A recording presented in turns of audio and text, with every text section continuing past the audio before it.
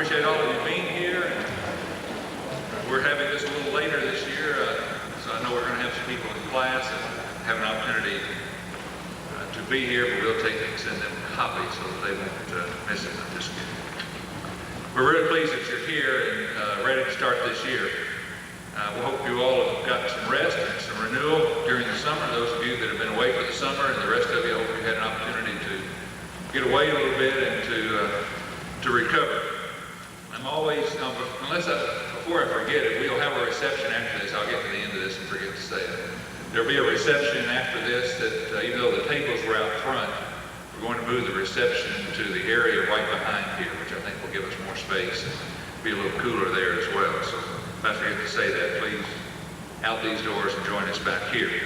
I'm always interested in the years of service of those who come back to us at Western, and let me ask that now. Those of you who have been here at least 5 years at Western, please raise your hand. All right. A few new ones. Those who have been here at least 10 years, raise your hand. Still quite a few. 15 years, raise your hand. Still a large number. 20 years, raise your hand. Boy, still a lot of numbers. 25 years. How many have been here for, did I skip 20? 25 years. Now those who will admit it, how long have been here? 30 years or more? Raise your hand. Come on, Denise, you've been here 30 years. Oh, I know. Well, thank you. We had a lot of retirees this year, and I didn't know what that would do to that upper level group, but we lost several people this year to retirement who had more than 30 years of service. So we thank all of you. We're going to start something new this year. Everyone on campus, full-time, who has been here for at least 25 years, we're going to have a dinner sometime during this year. Bring your spouse, our guests, and we'll have it'll be a good time together, and it'll be a chance to celebrate those who have been with us for so long. Let's begin our day by meeting and greeting new faculty members and professional staff. And to do that, I'm going to call on the various vice presidents for their areas. Dr. Haynes, do soft, please. And then without me coming back, Dr. Ramsey, Dr. Rutledge, and Dr. Wilder, if you all. Yeah, thank you very much, Mr. President. It's my pleasure to introduce to you some new faculty members that we have this year at Western, and I would do that by asking the deans of the various colleges to come forward. In turn, they will introduce faculty and ask them to stand. If you would withhold your applause until the dean has finished introducing. A long day introducing the faculty in his college. I'll start with Dean Michael Brown of the College of Business Administration.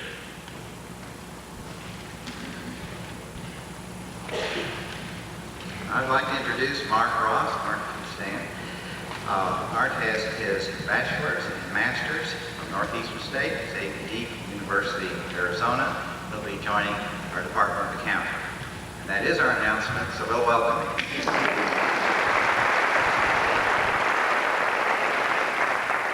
Now it's my pleasure to introduce Dean Carl Martray, Dean of the College of Education and Behavioral Science. Carl.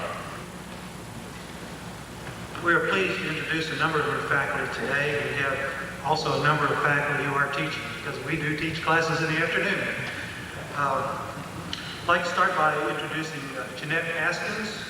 Jeanette is a graduate of Florida State University and is joining us this year from Austin Peay. She stole it from down the road. So.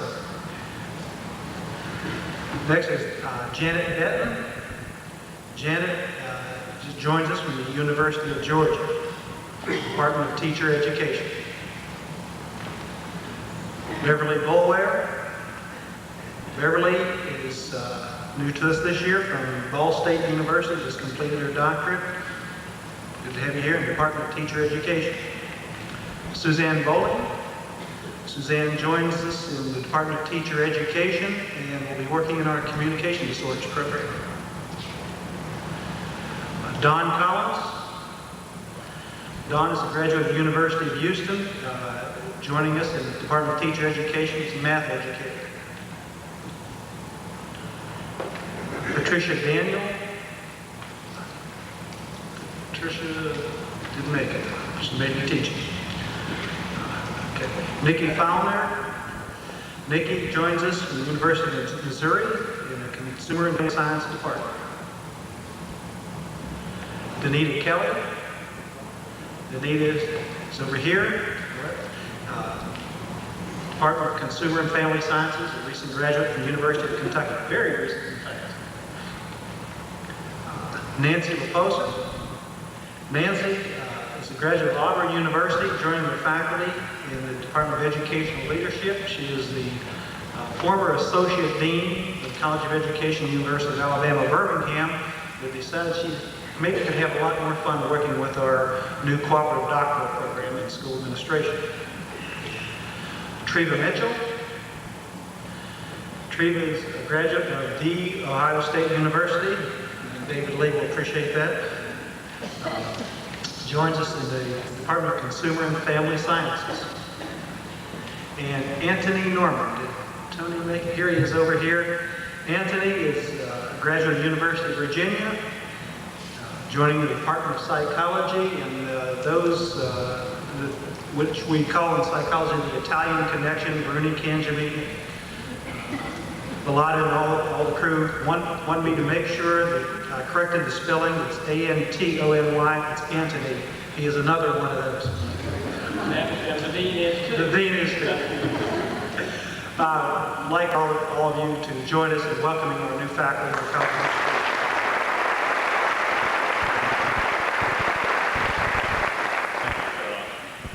Pleasure to introduce Dr.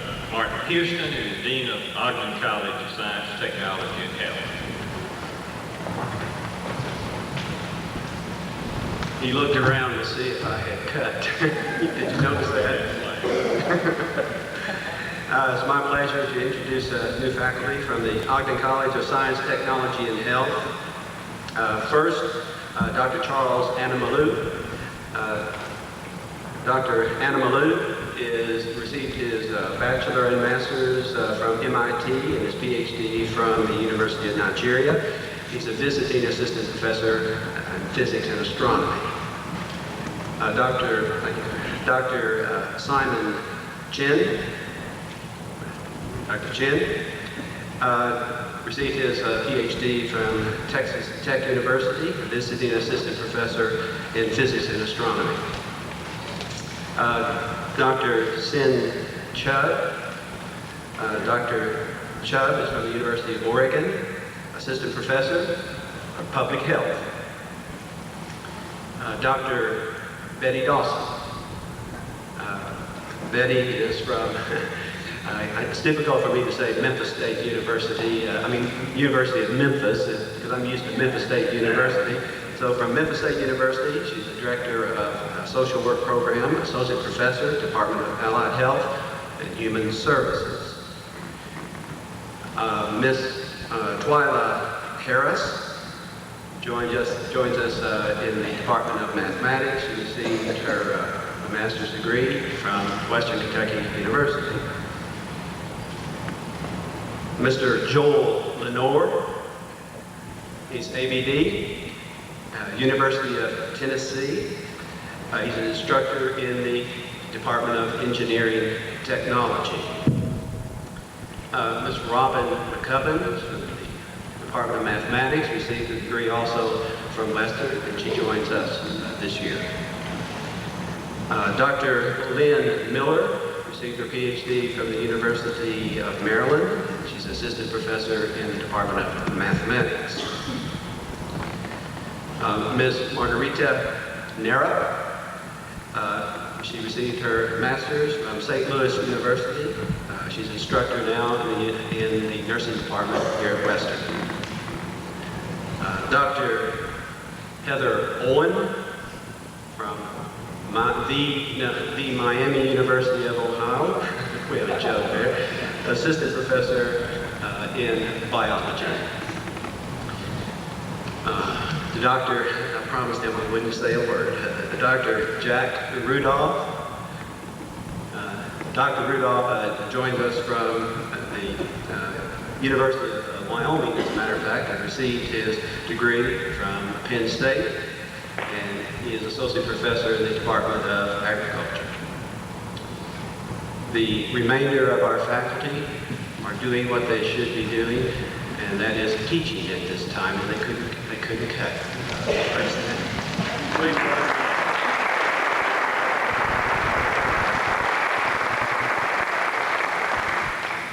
Now it's my pleasure to introduce Dr. David Lee, who is Dean of Potter College of Arts, Humanities, and Social Sciences. David. Thank you, Dr. Haynes. I'm pleased to welcome a quartet of new faculty members to Potter College this year, 4 of whom are with us this afternoon. One is Robert Bridges, Jack Bridges, who's joined our journalism program, specifically in public relations. He comes to us from a long professional career in his ABD at Southern Mississippi University. In the music department, Todd Kerstatter is working on his degree at the University of Georgia, and he's a new clarinet instructor. In the English department, we have re-recruited Mary Ellen Pitts as head of the English department. I say that because Mary Ellen was with us back in the 1960s. She spent most of the time since then at the University of Memphis, and she is completing her, has completed her degree at the University of Florida. And back to the music department, Mary Walensky, who holds her doctorate from Brandeis University, is joining us in musicology. Please join me in welcoming these folks to Western Kentucky.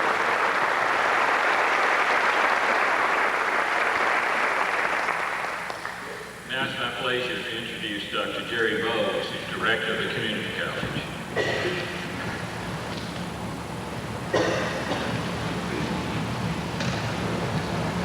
I have the pleasure this year of welcoming 4 new faculty members into the community college.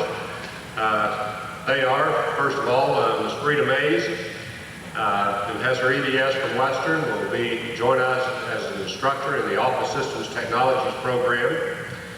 Mr. Dennis Smith, who has his master's from Western, will join us as an instructor in the retailing program. Ms. Linda Todd,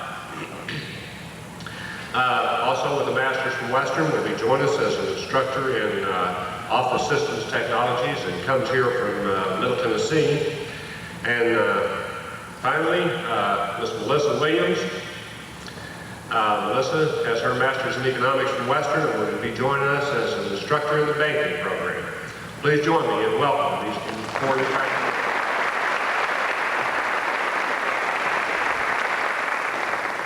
Now it's my pleasure to introduce a staff member in the Office of Vice President for Academic Affairs, Dr. Philip Myers, who is joining us as Director of the Sponsored Programs. Comes to us from William Patterson University in New Jersey. We're pleased to have you.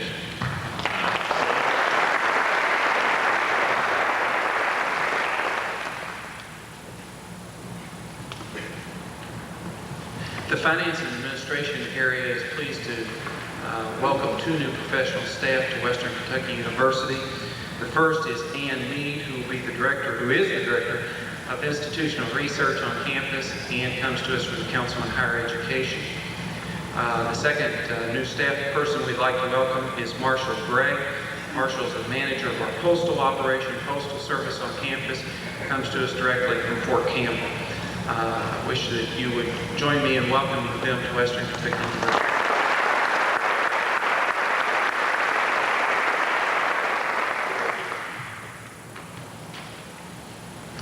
I'd like to introduce 2 of the more recent hires in institutional advancement. Luann Beckham is Coordinator of Special Events in University Relations. Luann, she's in the back doing her job. She's been with us since the first of the year. A more recent hire is Don Smith. Donald Smith just graduated from Western. Donald, Student Body President, Student Regent, and has just joined our Division of Alumni Affairs. If you will join me in welcoming them to Western.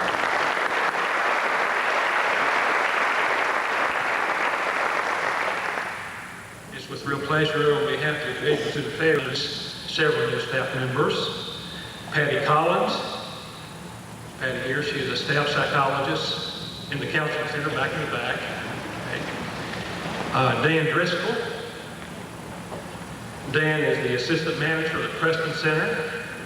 Mr. Mark Williams. Mark is the new assistant director of intramural recreational sports. Gerald States. Gerald is in the back. He is the assistant director of the Office of Minority Student Support Services. And then in the Department of Residence Life, we have Rex Kendall, an area coordinator. We have 4 new complex directors: Angela Reeder, Teresa Zadig, Christy Bean, and Pamela Cummings. We also have 4 new hall directors: Kim Mosby, James Deere, and Ken Fowler. And then we have 4 new assistant hall directors: Stephanie Tiblier, Renee Peace, Jeff Hall, and Greg Eichen. Please join me in welcoming these new members of the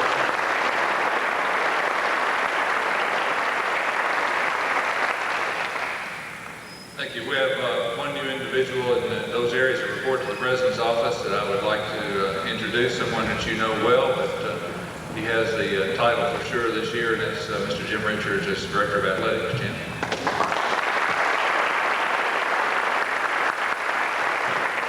Welcome all of you to Western Kentucky University. The new faculty members were at the house last night for just a little reception that ran from 5:30 to 6:30, and we had a swarm of something that we haven't figured out yet that descended on all the new faculty. It came right over the house, and they were flying ants or something like that, but it was time for them to go anyway, and it just worked out really well.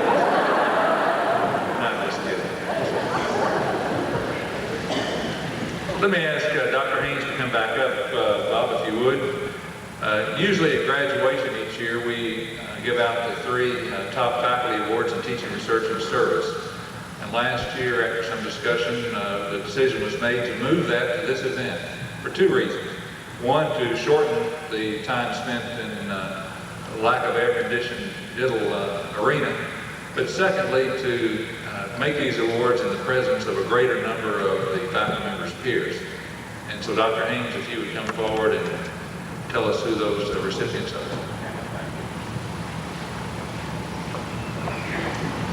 The university annually recognizes outstanding contributions by faculty in the areas of teaching, research, and public service. During the spring semester, each of the colleges selects faculty awardees for teaching, research, and public service. And the academic support area selects awardees for research and public service. The winners are honored at a special recognition program in April. These college award winners then become finalists for the university-wide awards. A committee composed of 2 student representatives, 2 alumni members, faculty senate chair, academic council chair, and the vice president for academic affairs selects the university-wide award winners. At this time, I am pleased to present the faculty recipients for the 1994 University Awards. I would ask that you withhold your applause until I finished at least reading a brief recognition for each faculty member, and then I would ask that you would join me while the President presents to these award winners a silver bowl. The award for excellence in teaching is given to Mr. Wayne Mason. Since joining the biology faculty in 1983, Mr. Mason has truly exemplified the qualities of an exceptional teacher at the university. His teaching assignments include large classes in basic anatomy and physiology, in which many of these students are considering medical-related professions. Despite the heavy demands of these courses on both student and instructor, he challenges and stimulates students to do well through his demeanor and expertise. One of his colleagues stated, "His attitude brings out the best in students. His ratings by students are exceptionally high and include such comments as, Mr. Mason is the best college instructor that I have encountered. His style of teaching is one in which you desire to learn. Other outstanding efforts include his service in non-traditional instruction associated with the Elder High School program in the summer. Aside from his direct classroom activities, Mr. Mason spends an enormous amount of time outside the class serving as an advisor and counselor to students.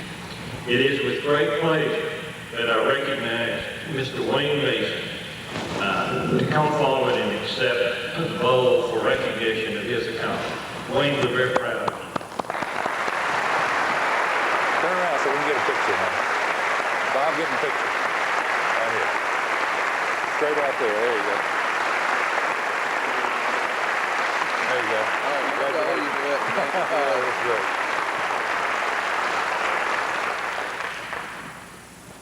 The recipient of this year's award for excellence in research is Dr. Carleen Baum. Dr. Baum is a professor in the Department of Psychology and is currently engaged in directing multi-million-dollar grant projects, including the NIH-funded Roybal Center for Applied Gerontology and a visual processing in older adults project supported by the National Institute on Aging.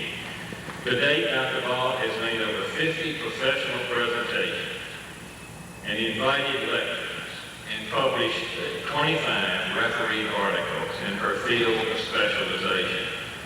Her research has generated considerable interest in the press, including a recent citation in the Wall Street Journal. She currently serves on the National Research Council, is chair of the Basic Research Subcommittee of the Transportation Research Task Force on the safety and mobility of older drivers, serves as an expert panelist for setting vision standards for commercial drivers, and has recently been asked to serve as one of the 3 vision experts in the country on an advisory panel to the Treasury Department working on redesigning the U.S. currency. In addition, Dr. Ball has served on several site visit teams for NIH and regularly reviews articles for a number of journals. At this time, I'm pleased to introduce Dr. Carleen Ball and ask her to accept an engraved bowl in recognition of her accomplishments. Dr. Ball. Congratulations, Carleen. I'm proud of you.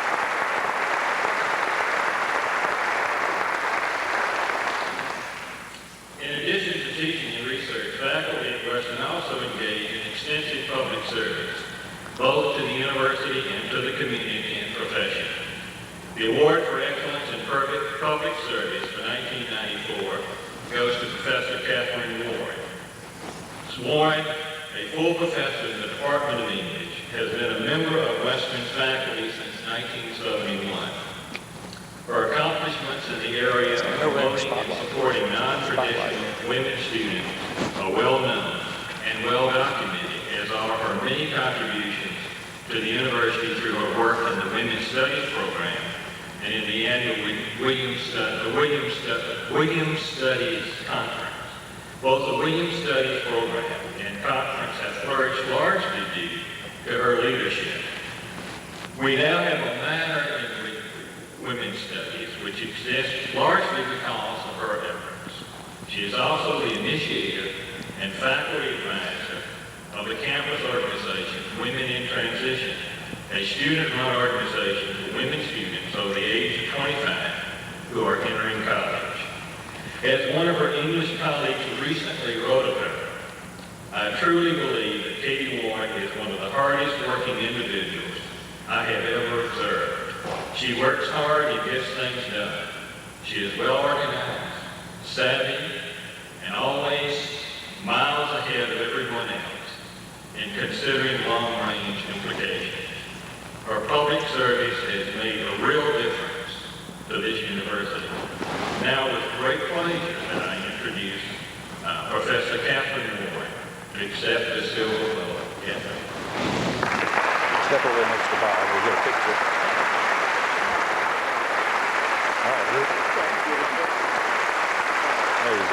you, Captain. Congratulations, Steve. Well, we're honored to have all three of you, and congratulations on this outstanding award. Let me go through a number of items of interest, as we typically do, to sort of bring you up to date, so when you're asked questions on campus this fall, you'll be able to have the latest information. I know most of you were on campus last week, and you were able to encounter almost 1,000 first-time students to Western Kentucky University.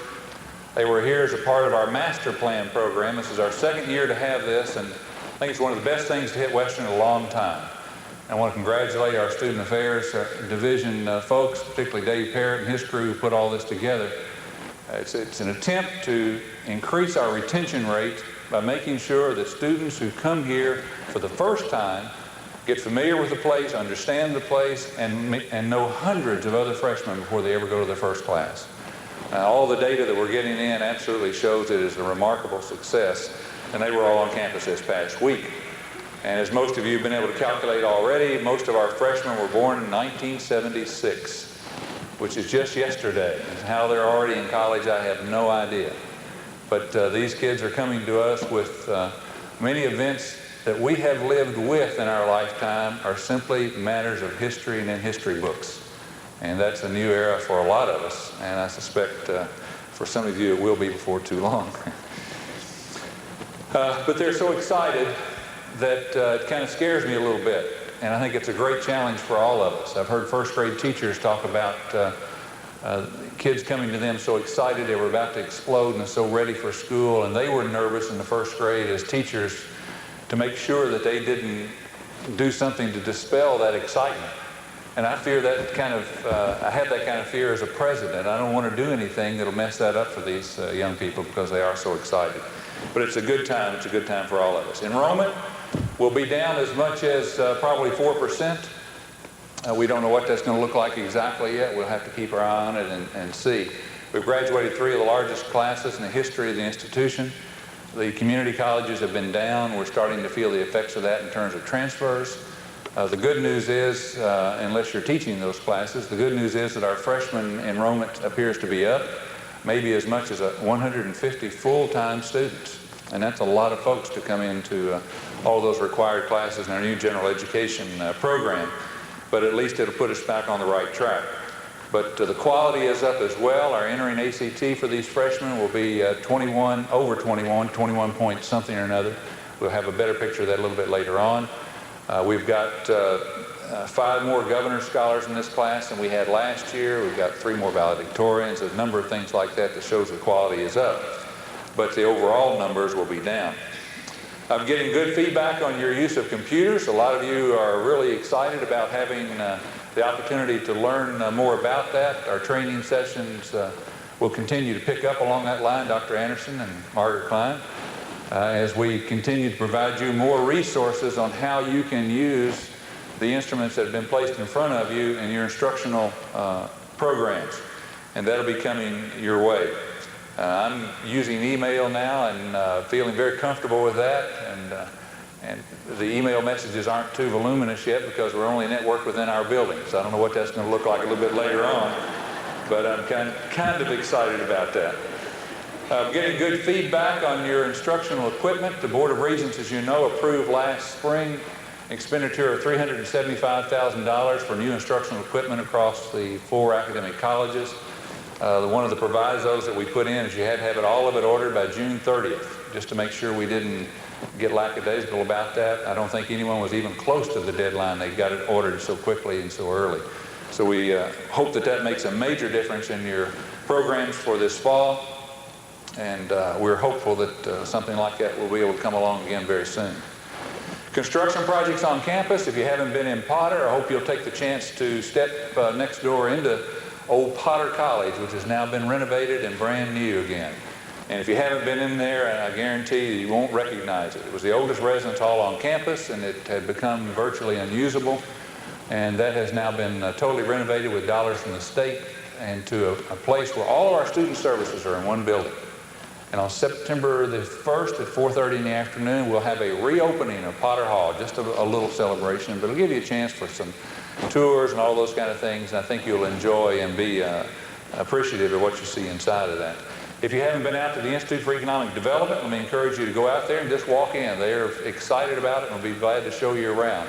It is really a showpiece for us, paid for by the state, and the renovation has just worked out really well. So take an opportunity to go out there. Science and Technology Hall, back over here. We finished a $500,000 state-funded $500,000 renovation of that. Really, it was a repair and renovation. Science and Technology is hanging on.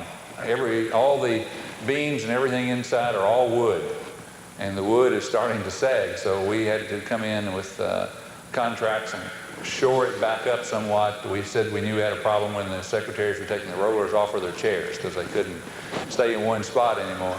But we were able to shore that back up and fix the heating and cooling system, and it'll give us a few more years of service. The corner of 31W and University Avenue, where that comes together, that corner lot that the university owns there, pretty soon you'll see a couple of brick signs going up, much like those that were out at, have been created or put up out at the ag operation out on the Green River Parkway, now the William H. Natcher Parkway.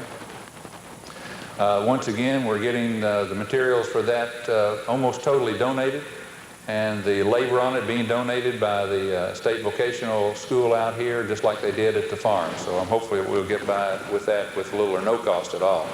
And it'll make a major addition. Everyone who comes up to Western from the south comes to that corner and turns in and comes into the university. So it's a major, major corner for us, and I think you'll like what you see. Diddle Dorm is gone.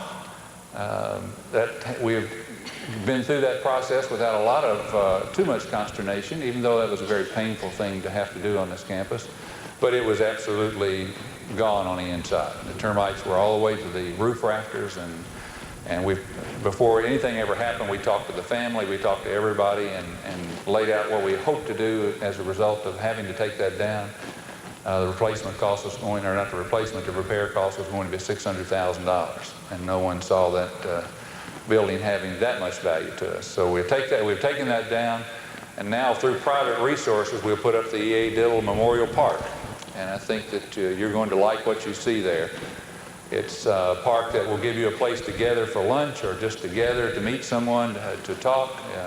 Hopefully it'll be a place where we can have lunchtime music a couple of days a week during appropriate weather, and it'll just be a nice place to be on campus, kind of a central green location. And I think you'll be pleased with how that turns out. Two things are going to be happening this fall, which money has already been, the interest money we've written to you about, and I won't go into that again. The lights that are all down around the new residence halls, the tall, put out a lot of light, very attractive, safe lights. Those are now going to be carried on up the campus, starting at Pierce Ford Tower and come all the way up to Downey University Center and maybe even beyond, so that we can make that a safer place to be. The old lights that are down there, as you know, put a light out about this big around and it's straight down. It doesn't go anywhere else, and it's just not as safe as it needs to be, and we think that'll add an awful lot. Many of you have come back to buildings that have had new paint added in, and new paint is on the way for the other buildings that have not received it yet. I know that that's made a difference. A number of you have made comments about what a difference it has made in the atmosphere in your buildings, and I'm pleased that we were able to do that over the summer, and as I said, more is on the way. Even in the Fine Arts building, how many are in the Fine Arts building that are in there? Carpet will be in there one of these days, I promise you. I don't know when, but carpet, that's on the plan, and it will be in there. You can quit stepping on those nails where the carpet used to be. Grice Hall, you've seen a big orange fence around part of Grice Hall. That's because part of it is not doing very well.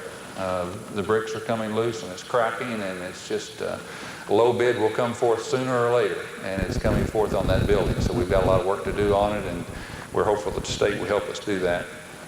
Other things I won't go into detail. A lot of the popular word infrastructure things are going on campus. A lot of steam lines are now being replaced. If you'll just bear with us as we're digging those up. If you want to see why we're replacing them, go down the center spine of the campus. When you get to McLean Hall, look over to the right into the open pit where they've already uncovered a lot of the steam lines there, and it'll quickly become evident to you why we're replacing steam lines. But those are all being fixed on campus, and coal boilers and all of that, so a lot of infrastructure has taken place. Moving on, SACS accreditation. All of our work is done now. It's in the hands of SACS, Southern Association of Colleges and Schools. They meet in December, and we'll know the results then of our reaccreditation efforts. Joe Glazer and Livingston Alexander did a wonderful job in leading a number of people through a process of preparing our report and then the responses, and I feel very good about that. The only thing in which we drew some question marks was a clearer definition of our community college and its relationship to the university. And as we move through our process of studying and moving to a new level, I think we will address that question and resolve it very shortly. The staff salary study, in which many of you are interested, is still progressing. We've got 2 or 3 faculty members who have been working on that for quite some time now, but it will be finished in time for the next budgeting process, so that's a promise. Western 21 Progress Review. Many of you participated in that. That was conducted last spring under the leadership of Jim Flynn and Cecile Garman. The action plans that will be developed from that review will be tied to the results of whatever those are of our study of moving to a new level. So all of that will be connected as we move forward.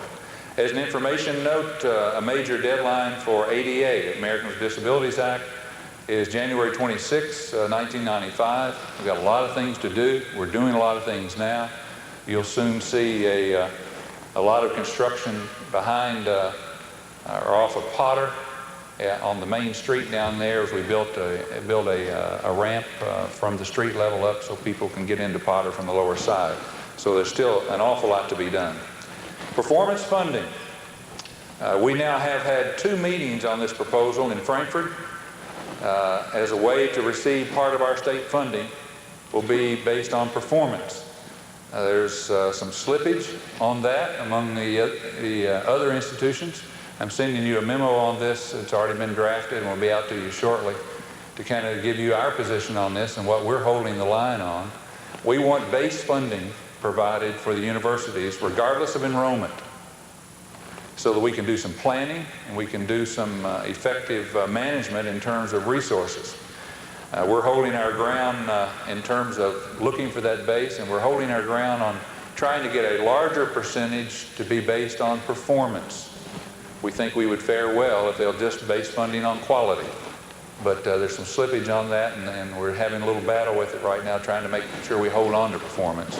But the legislators in the meeting the other day made it very clear to everyone that performance is what they intended when they wrote the legislation, and we better not get very far from it, and we're pleased with that.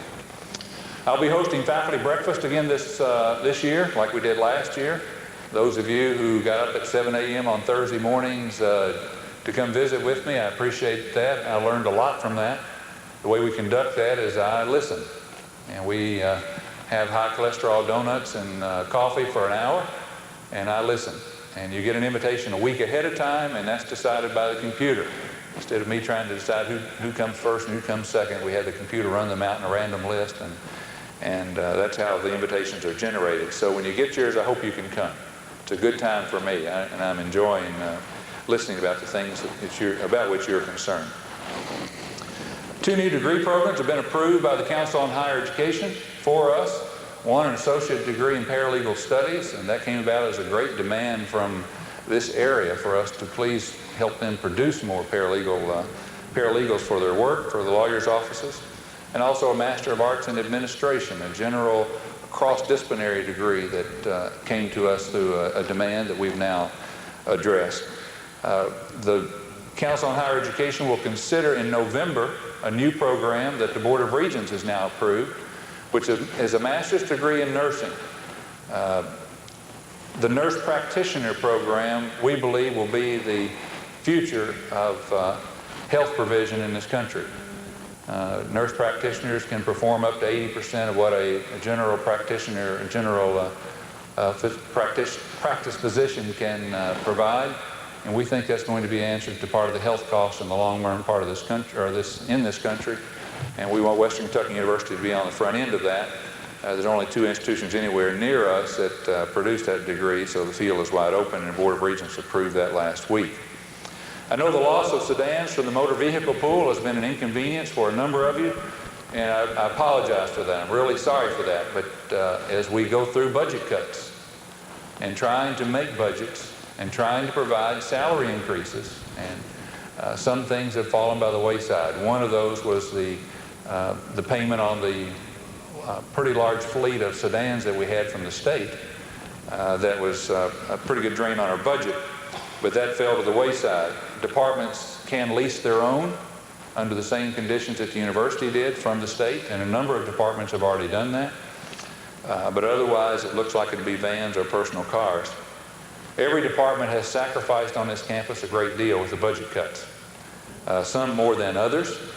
Although academic departments have avoided direct cuts, except for the faculty positions this last go around, you still have suffered in your budgets because we've had to increase prices in other areas that we have now mandated to be self-sufficient. And so some of their prices have gone up, and that has impacted your budgets. And I apologize for that. I don't know much we can do about it except just to stay on Frankfurt and try to get more dollars. As most of you know, the percentage of our budget from the state has dropped from about 56% to about 44%, something like that, in about 8 years. And so the state portion is dropping off rapidly, and that means we've got to make an awful lot of changes in ourselves. But of all the positions cut and the people who have had to be dismissed as a result of budget cuts, and I believe I'm pretty close on this, all have been rehired by the university in another position except for two. And two we just could not work out. But all have been repositioned within the institution, and I think that shows the institution's commitment to those who work here. Now let me talk for just a moment about the new field of development at Western Kentucky University. Private funds will be the answer to Western Kentucky University becoming an outstanding university in the future. They will be the answer to our movement in that direction. We can't get there without them. It will be impossible. Just because of the figures I just gave you, we can't get there without those private dollars. It will take some initial investments. It'll take some initial sacrifices, but the payoff will be there. It has already happened at practically every other institution in the United States, and it will happen at Western Kentucky University. It will be successful. And what we need is your patience in dealing with that as we move forward, because it's a new culture for us. It's a new world for us at Western Kentucky University. But we will benefit from it, and it will be worth it. So I hope that you will be patient as we move forward in that area. I want to ask your help this year in an even bigger way than you normally give it on a certain matter. The cheapest recruiting we do at Western Kentucky University is retention. We spend a lot of money to recruit students to come to Western. We really do, and that's just part of it. You have to do that. But once we have them here, if they stay another year, that's cheap. That's the cheapest kind of recruiting we can do. So retention is critical to us and our success. And every time students stay another year, then those are additional resources we have, plus the fact that we have them on the way toward a degree. As we move forward and move that our students increase in their retention and increase their graduation rates, we will not only be rewarded financially immediately through tuition and those kinds of things, but we'll be rewarded in the long run, because funding is going to move toward our ability to retain students, for them to move forward to the next class and the next class and the next class. Part of our funding is going to be based on that. Part of our funding is going to be based on our graduation rates. What percentage of our students actually get a degree? Those are all part of, there's a lot of others, but just to give you a couple of ideas. That's going to be part of the world that we're going to be in from now on in terms of funding. This doesn't mean that we should get easier, which is the first reaction. Well, we'll just lighten up a little bit and make sure they all stay around and move them forward. To the contrary, I usually ask you every year to please turn it up a notch. Students need to have it turned up a notch, another notch, and I'm asking you to do that again this year. We don't need to get easier, but what we need to do, and you already do this is part of our reputation. We're good at this already. I'm just asking you to step it up a little bit, is to work even more with our students to make sure they're successful. Spend that extra time, which you do now, with them to ensure their success, so that they will stay with us, so that they will continue forward, and so they will graduate. The reward will be there for all of us. But we have that reputation already. We just need to stay with it. Now let me spend a couple of minutes just talking about the discussion paper on which you're working now in your departments, moving to a new level while keeping old traditions. You know, I have a clear vision of what I think successful institutions of higher learning will look like at the turn of the century, which is only 5.5 years away now, if you haven't realized that, just 5.5 years. And I'm probably going to write something and send that to you before too long, because it's just clear to me where institutions are going to be. But I believe in many ways we are already ahead of the curve in this matter. But I still think in a lot of ways we've got a long way to go. Quality, retention rates, graduation rates, as I've just said, will continue to grow in importance. The public will no longer take our word that good things are happening. They are and they will demand proof if they are going to give us dollars, if they are going to fund us. That's already happening. That will only increase in intensity. We're going to have to continue to provide proof. Our word will not be good enough anymore. There are more articles being written right now across the country, and books and pamphlets and whatever you want to talk about, regarding the need for higher education to change the way it thinks about things. That the public is not with us. The public's not going to go with us anymore. We cannot have business as usual. Let me give you a couple of 2 out of 100 I could have brought. One, the SREB, Southern Region Education Board, all of you are familiar with it. It covers about 13 southern states. Put out a publication, this is not it, it's just a little blurb off of it. Changing States, Higher Education and the Public Good. And part of it talks about how important higher education is to the economic success and the total well-being of states all across the South for the future, and that funding has got to increase. But it's not all just that way. Later on in the document, and they have the 4 points here, the report, 5 points, the report discusses 5 ways higher education needs to change. 1, to change the balance between teaching and research. We've all been reading that day and night. One of that means we've got to find more ways to keep rewarding good teaching. Redesign what colleges and universities teach. They're talking about our curriculum. Increase the emphasis on quality and productivity. Respond more directly to job market challenges. And strengthen connections between colleges, schools, and the workplace. That's a voluminous report, and we have a copy of that and be glad for you all to look at it. If you're not familiar with this little booklet, you ought to read it, because this thing is getting incredible distribution across the country. I believe every governing board in the country has it. Every study commission has this placed on their desk immediately. Last year when we were doing HERC, the Governor's Higher Education Review Commission, this little booklet showed up immediately in everybody's packet. Every governor in the country, I believe, is trying to endorse this. This came about as the Wingspread Conference on Higher Education. Wingspread's a think tank area where people go.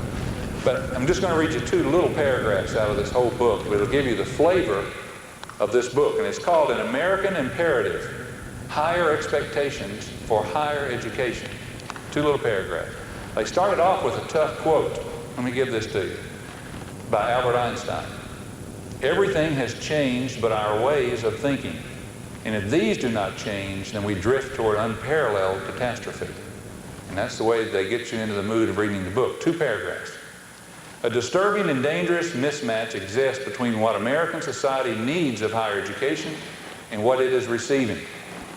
Nowhere is the mismatch more dangerous than in the quality of undergraduate preparation provided on many campuses.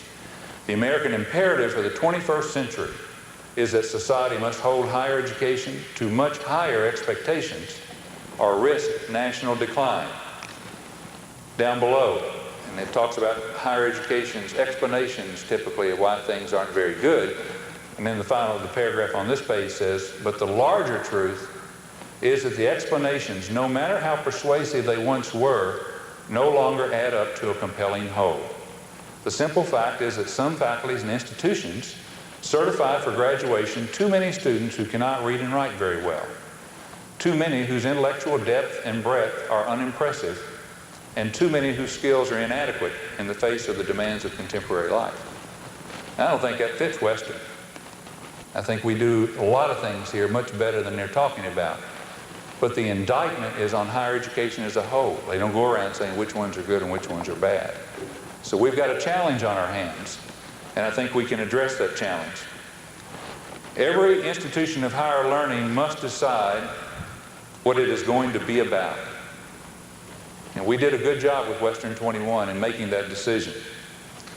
And it has helped.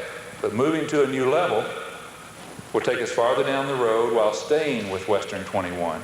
Cannot leave that. The job before us, I think, is the most exciting, but yet the most challenging that I've seen in quite some time in higher education. An increasingly different student will be coming to us each year now, I think. They'll be smarter, they'll be more technologically oriented, and some will be more demanding.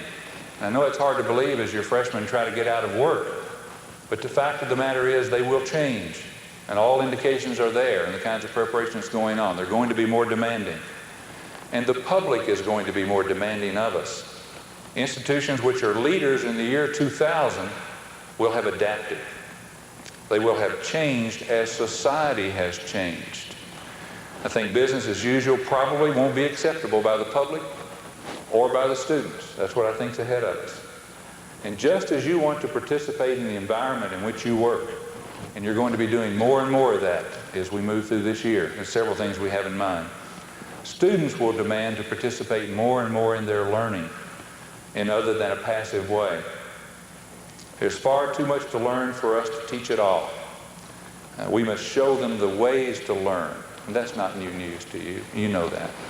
One prediction is by the year 2020, now get this, this is incredible to me.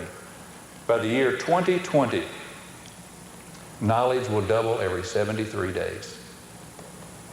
We can't teach all of that. It's impossible.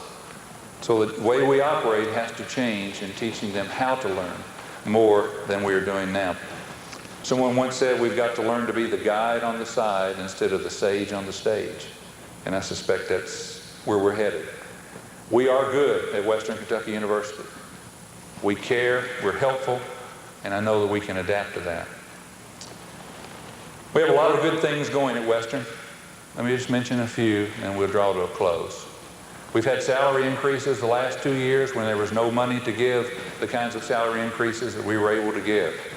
We had a budget committee and the Board of Regents that was committed to that and remained committed to that, and the reallocations took place inside to make that happen. The benefits packages that you have as full-time people at Western Kentucky University continues to increase. When we came here in '88, that benefits package was about 21% of your salary. In other words, for every dollar you earned, the university paid 21 cents in benefits for you.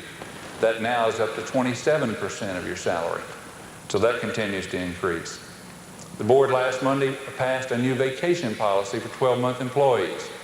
We are now extremely competitive in terms of our vacation and holiday schedule for full-time employees at Western. This makes us much more competitive than we have been in the past. The computer purchase plan that has been there for faculty members in the past and is still there, interest-free loans in order to buy computers, has now been extended to all full-time staff members. And a memo will come out from Dr. Ramsey shortly about that so that you'll understand how that works. But that will give everyone then a chance to have those at home as well so that you can do more work. Nah, I'm just kidding. I believe this is a good place to be. We have good people here. We're in the education business. And I know for you, like it is for me, to be in the education business is what it's all about. Even though I hate to admit it, I'm entering my 32nd year in the field of education. And I've loved every minute of it. And I can't wait for this year to get started. All of you could get a job somewhere making widgets. There's always a job making widgets somewhere. And you can usually make quite a bit of money making widgets somewhere. But the job that we have is unique. It's in the education business. Our job is to help people learn to be better, to increase their status in life, and to contribute more to society. Not many widgets do that. And we have that kind of opportunity. We have that kind of business.